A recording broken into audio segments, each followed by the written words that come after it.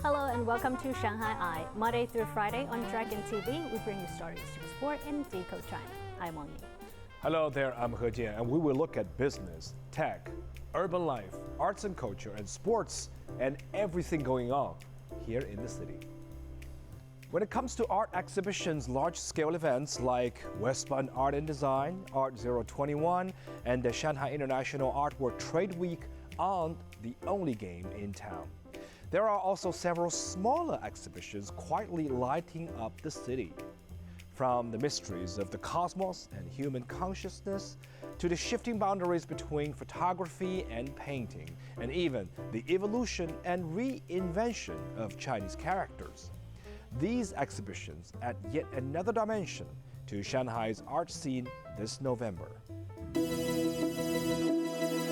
Human exploration of the universe has always been a dance between reason and imagination. That starts with machines through which we see the sky, and then to collectively imagine the phenomenological experience we have potentially in outer space, and then going back to your personal, individual, subjective world in which the cosmos is also imagined, speculated, and also poetically drawn in the future. Works by 20 artists from around the world are now on display at Photographiska Shanghai along Suzhou Creek. Through photography, video, and installations, they present a universe seen from deeply human perspectives. Space is the final frontier, it's people are by default very curious, and we want to explore something new that was never seen, never visited. So the visual language that I used is like science fiction. When you go read the captions, you can see that there are real locations and real people. In his project Mars on Earth, Matyas Tancici turns his lens toward lesser-known figures, shaping contemporary space exploration. Space architects, doctors, farmers, engineers, and even homemade rocket builders. China, it's also where this project has started, and it was in Gansu. One day I read that they are building a Mars simulation base, and it immediately got my attention. I was like, what? A Mars simulation base in China, in a desert? So I went there and I saw this, and it really opened my mind, because I was not aware that there is so much science and exploration already focused towards going to Mars. So I've been working on this project for the last 6 years already, and I traveled all around the world. On another floor of Photographiska Shanghai, Scottish artist Andrew Grassi presents Something or Nothing. Using the classical technique of egg tempera painting, he meticulously transforms photographs into one-to-one painted reflections of reality. The photographs are snapshots. They take 125th of a second, but the paintings take 30 days. So that's kind of interesting in itself, the difference between the two images, even though they're exactly the same. I don't change anything in the photograph. They have a very different atmosphere about them, I think. Grassi created these pieces in Shanghai. He distributed disposable cameras to more than 100 participants, then selected 11 images from over 1,500 returned photographs to recreate as paintings. I have to mix every transitional tone, so it takes a long time to go from dark to light. So it's a really kind of slow process, which is a kind of ridiculous thing to do. But that's kind of why I like doing it. You've got this sense of a two-way conversation between yourself and the thing that's pointing at you, looking back at you. Both of these exhibitions will run until March 8th, 2026. Farther south in Minhang District, Chinese artist Gu Wenda's latest solo exhibition, Simplify Word, a large Chinese language model, is on display at Yangyun Village.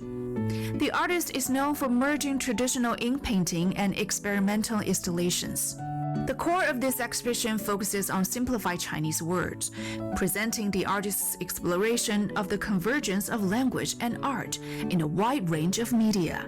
I started from actually 1984 to invent, the kind of merged language. It's kind of one character presents one phrase. Gu's simplified words often merge two or more standard characters into one new form, representing an entire phrase. 这是艺术爱恋, right? So actually these 4 characters combined become 2. So it's kind of new development from the 简体字, it becomes 简体词. He uses stones from the ocean floor, bearing natural fossils. Upon them, he inscribes his simplified words, symbolizing the intersection of deep natural history and human activity. These rocks here has two circles. One's a human circle, which is a Chinese zodiac, 12 Chinese zodiac. The other circle is China lunar year 24 seasons. This is two circles. One is a human circle, one is a universal circle of the universe. So these together as presented, Oriental philosophy and history and civilization. Gu Wenda was born in Shanghai in 1955. His United Nations project was featured on the cover of American Art in 1999, a first for a Chinese artist. And in 2014, he won the Prudential Lifetime Achievement Award for Asian artists. The exhibition runs until March 11, 2026. A collection of photographic, video, and other forms of visual art by Spanish and Chinese artists is now on display at the Cervantes Institute of Shanghai in Xuhui District. The exhibition was designed to create a space where life, memory, and imagination intertwine. 3 Spanish photographers from the Balearic Islands capture the raw edges of life in Spain, while 2 Chinese artists turn their eyes toward the transforming landscape of their homeland. Together, their work form a visual dialogue now on display at the Cervantes Institute of Shanghai. All the projects are very much related to nature and the influence human being has in nature and what it does with nature. So it corresponds to a very contemporary approach to all these problems we have nowadays, with climate change and technology invading our lives, or the memory recovery of ancient traditions. Rather than portraying nature as a passive backdrop or a reservoir of resources, they present it as a living, breathing space, one that embodies spiritual strength, tension, fragility, and cultural memory. Estas mujeres eran unas vendedoras ambulantes que se dedicaban a recolectar plantas para hacer medicina natural. Entonces ellas cargaban unos sacos con todas estas plantas, con estos remedios, y viajaban andando por a lo mejor 400 kilómetros durante al menos un mes o 2 meses viajando. Solas fueron catalogadas como brujas, pero más era una definición errónea. Más que nada porque se alejaban del ideal femenino de aquella época. The project Last Nilis is an artistic inquiry into the women of the Pyrenees who possess deep knowledge of herbs and natural healing. It seeks to bring visibility to these women who once lived in the mountains of northern Spain. La relación con la fotógrafo chino, que está hablando también de la botánica, yo intuyo, yo creo que actualmente ya no solo los artistas, muchas personas intentamos volver a la naturaleza porque da muchas respuestas. The project titled Panacea continues the exploration of herbal themes. Chinese artist Liu Zhenchen uses fragments of petals, leaves, and fruits into mirrored compositions, creating rhythmic structures that pulse with vitality and reflect the harmony between nature and procession. 像中草药它可以治病，那我用这些中草药去做的话，它是不是也可以治病？那这个画面我可能还会用到一些，我们中医里面用到的一些矿物，比如说朱砂啦，我希望能够治愈，有这种 healing 的这种效果。 Pieces from this exhibition are also on display at the Westbound Art and Design Fair.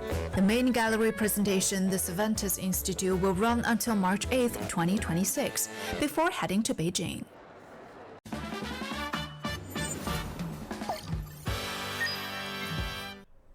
Now moving on to today's Shanghai A to Z section. If you're planning to take a trip by train in the near future, you may want to pay attention to this one. Shanghai Railway Station began a major renovation project of its south entrance on November the 11th, which is scheduled for completion by the end of January 2026. The renovation includes the addition of covered walkways across the South Square, a new lost property retrieval point, as well as extended self-service ticket area and convenient transfer channels. To minimize disruptions during construction, a temporary entrance has been opened on the west side of the original south entrance. Passengers should anticipate an additional 5 to 10 minutes of walking time to reach the temporary entrance. And now moving on to the Q&A section, Lily from the United States asks, I am a graduate from a top 500 global university seeking a foreigner's work permit. Can the 2-year work experience requirement be waived? Don't worry, Lily. As you may know, work permits for foreigners in China are divided into categories A, B, and C. The 2-year work experience you mentioned applies to Category B applicants. Since you are a foreign graduate from overseas institutions of higher learning, you belong to Category C, and there will be no proof of work experience required. If you got any questions for us, you can find us on all the socials and all the content online as well. We'd love to hear from you, and please do join us here on Dragon TV, Monday to Friday. Thank you for watching. See you next time.